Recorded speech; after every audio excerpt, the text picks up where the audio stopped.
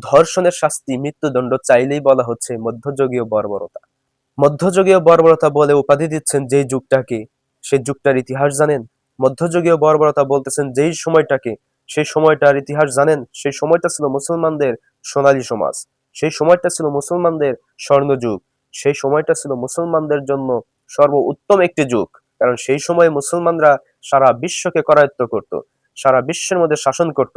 সেই সময় তো কোনো যুবক বা কোনো ব্যক্তি যদি গুনাহের কাজ করতো, সেই গুনাহের কাজ করার আগে আগুন জ্বালিয়ে সেই আগুনের মধ্যে নিজের হাতকে দিত এবং বলতো, তুমি গুনাহের কাজ করবে, করো, কিন্তু তার আগে এই দুনিয়ার আগুনের মধ্যে তুমি পরীক্ষা দাও। দুনিয়ার আগুনকে যদি তুমি সহ্য করতে না পারো, তাহলে জাহান্নামের আগুনকে তুমি কেমনে সহ্য করবে? মধ্যযুগীয় বর্বরতা বলো যেই যুগকে, সেই যুগের ইতিহাস এগুলা। ওই যুগে তো মুসলমানরা বিভিন্ন রাষ্ট্র, বিভিন্ন জায়গায় শত শত বছর শাসন করত। বিভিন্ন অঞ্চল, প্রদেশ মুসলমানরা বিজয় ছিনিয়ে আনতো।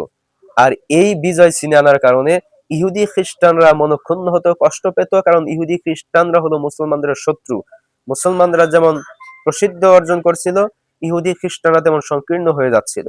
আর যার কারণে ইহুদি খ্রিস্টানরা মুসলমানদেরকে মধ্যযুগীয় বর্বরতা বলে ঘোষণা দিত, মধ্যযুগীয় বর্বরতা বলতো। সেই সময়টা তো ছিল কোরআনের বিধান প্রতিষ্ঠিত, শরিয়ার আইন প্রতিষ্ঠিত। সেই সময়টা তো ছিল মুসলমানদের স্বর্ণযুগ।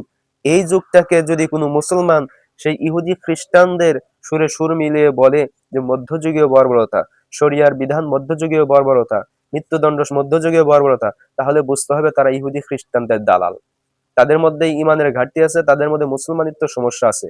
তার নিঃসন্দেহে ইহুদি খ্রিস্টানদের এজেন্ডা বাস্তবায়নের জন্য কাজ করতেছে, এটা কোনো সন্দেহ নেই। কাজেই কোনো মুসলমান ইসলামী স্বর্ণযুগকে মধ্যযুগীয় বর্বরতা বলতে পারে না। সেটা ইসলামের ইতিহাসে সর্বশ্রেষ্ঠ যুগ।